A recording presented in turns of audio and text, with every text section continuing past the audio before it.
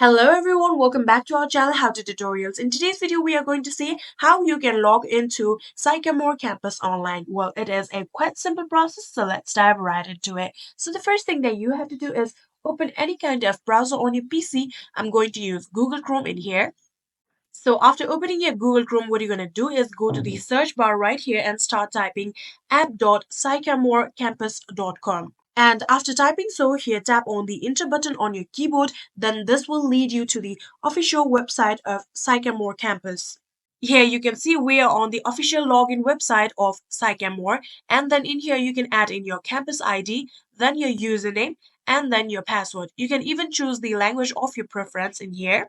So in case if you have forgotten your password, you can also click on this forgot password, and then this will lead you to the further process of how to recover your password. So if all of your information is correct, you can click on this login button, and this will lead you to your Sycamore campus account.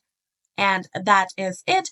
That is how you can log into Sycamore campus online. I hope this video was helpful to you guys. If it was, please do not forget to hit that subscribe button and like our video. Thank you so much for watching. See you in the next.